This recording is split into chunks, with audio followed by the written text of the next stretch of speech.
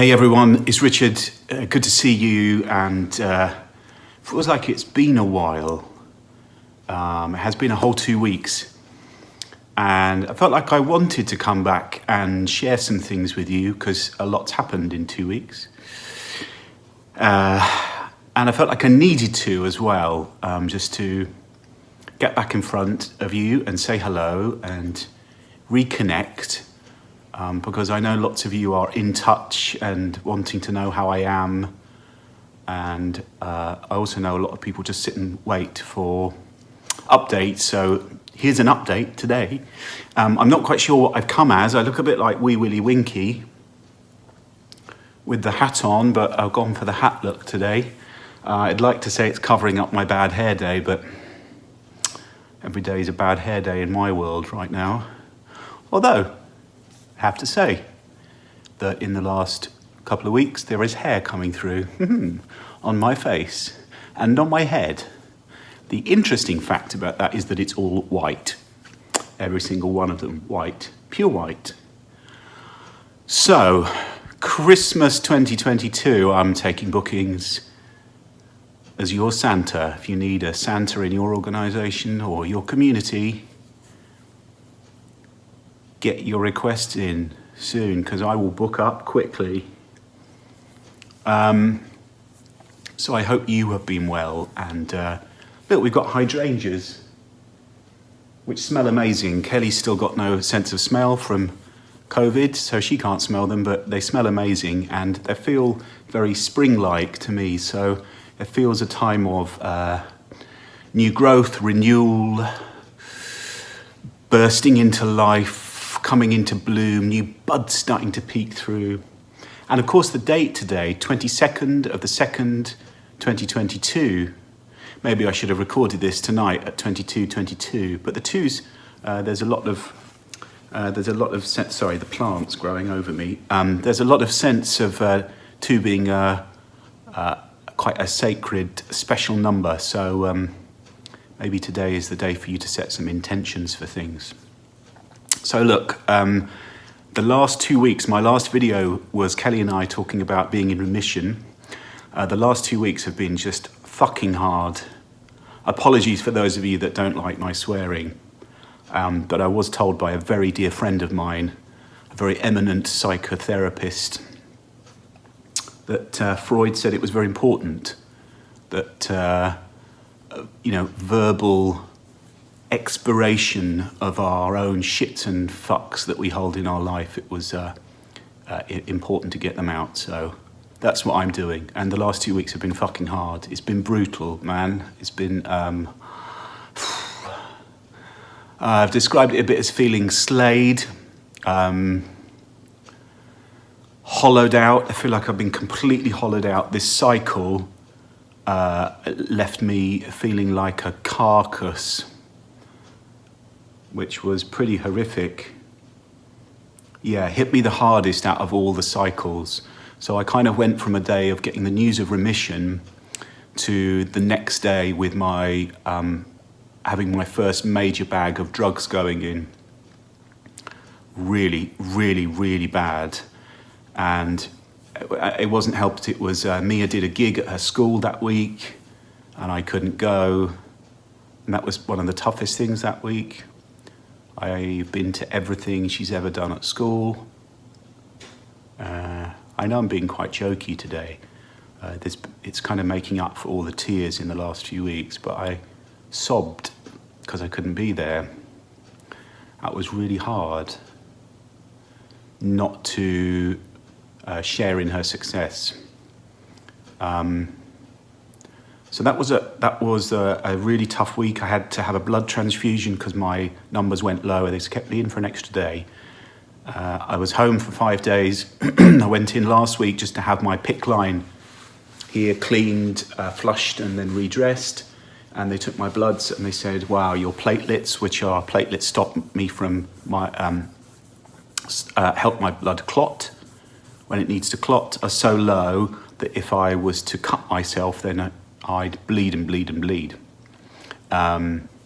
So they said, we need to admit you this evening. You probably go home tonight. That was on the Wednesday. I went home on Sunday, because all my bloods plummeted. Neutrophils, white blood cells, hemoglobin all went down. Neutrophils went so low, which is basically my immune system had nothing. So everyone that came in the room had to be gowned up, masked up, gloved up. No visitors. It was really fucking hard. It was half term. It was the Wednesday. Mia was coming back from her mum's on the Wednesday to be with us through until the Monday, and I went in on the Monday, so I didn't see her at all the entire week. And our half terms are normally spent doing stuff, doing cool things, and so not being with Kelly, not being with Royston, not being with Mia, it's just, and feeling so unwell in those few days. Boy, did I feel unwell. And I'm kind of left going, you know, we 2 weeks ago I talked to you about the excitement of Remission, and it's really interesting because obviously what I got was a ton of messages of celebration, 300 comments on Facebook, lots on LinkedIn, and you know what? I still haven't been able to read them. I get the energy from all the messages, so don't worry if you wrote a message. But I haven't been able to read them, and I found it really hard. And I talked to my own therapist about this, and I realised I ran a real pattern around obligation. So I felt that if I read them, there was an obligation to respond. And it was a real childhood pattern around obligation. So we talked about noticing the intelligence within my resistance to it, but there was a real superego piece, which kind of superego brings about all our shoulds, but there was a real should, and I'm kind of just in this battle of making some sense of that, of obligation versus being able to state my boundary of going, actually, I'm not going to do that thing now. And I was going to record this video last week, and you know what? I really didn't feel like it. And I did really well in saying, do you know what? I think I should record this video. I promised myself I would, and I'm just not feeling it, and I'm not going to do it. And that felt okay. A little bit of discomfort, but felt okay. It's a really interesting one, isn't it, about obligation? I wonder what you do with obligation, where you feel obligated, where it is a should, and you've lost your choicefulness in it. You've lost the will to decide what you want. And is it purely for them, and have you lost sight of yourself? It's funny how we lose sight of ourselves and we become invisible, we become lost. And I think over the years, in many ways, I've become quite lost to myself. Wow, this is quite deep, isn't it? Some of you are going for a bottle of gin instead of your cup of tea. I get it. You don't have to watch. You don't feel obligated to watch. So I got very stuck with that, and I also got very stuck with this sense of celebration.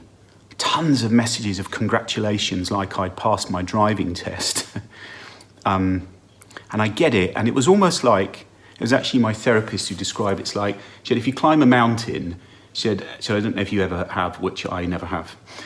She said, but often you climb and you think you got to the top, but actually you just got to a ridge. And when you get to the ridge, then you see where the peak is, and the peak's a long way. But it's almost like all of you and my tribe were all stood at the bottom of the mountain, and I've climbed up and I've got to the peak, and people think it's the top. And there's massive celebration. But then I'm left going, shit, there's still the kind of the peak to conquer, which I can only do myself. That's down to me. And I'm very aware of holding the celebration and the bloody miracle that I've gone into remission. But also this sense check of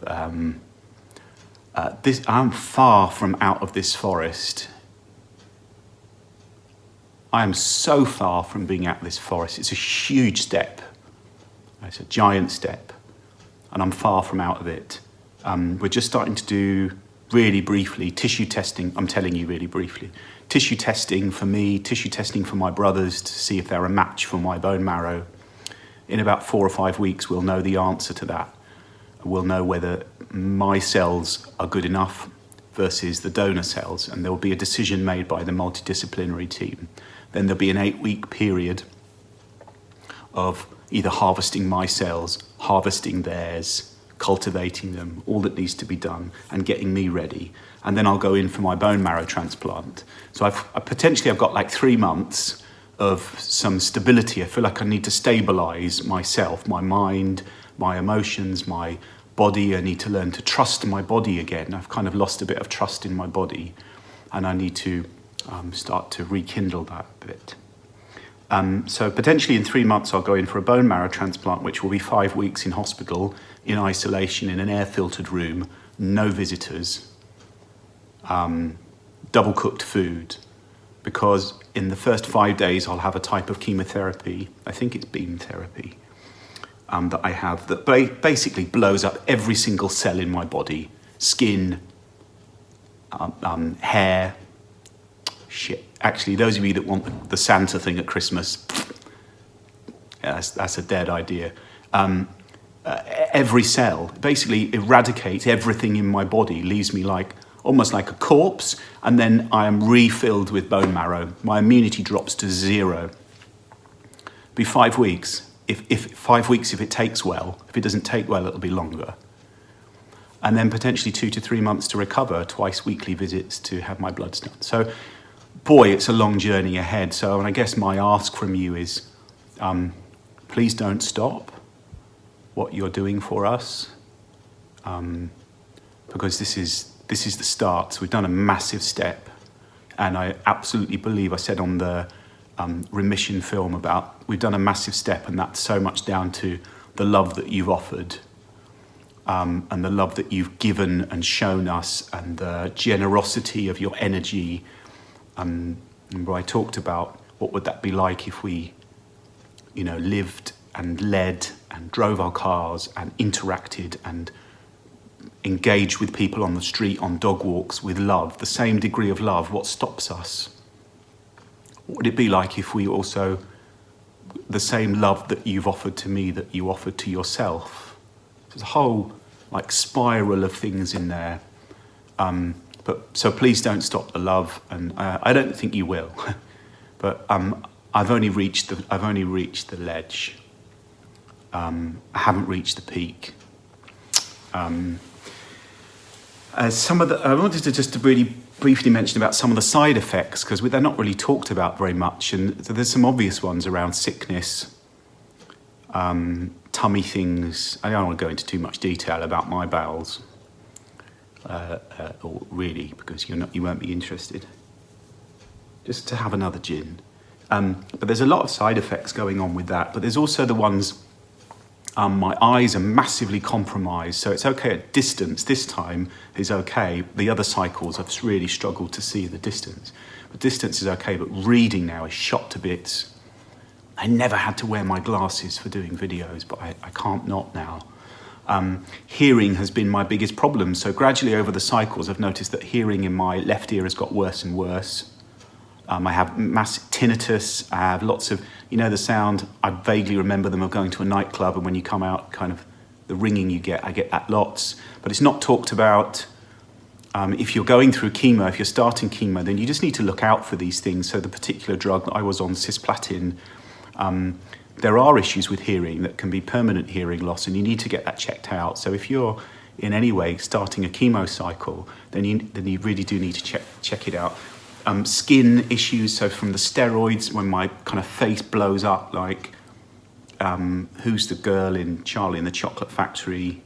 But I feel a bit like that, and then my skin gets really dry, and my hands get dry. I've got like hands of a 110-year-old. That's probably insulting to a 110-year-old, but all of this stuff, which we're just not told about. So they're really hanging around, and I guess they will do for a while. But for those of you that are on a cancer journey yourselves, or have friends who are, we've talked about the Willow Tree Foundation, and you can either check us out on our Facebook group, or you can go to thewillowtreefoundation.com.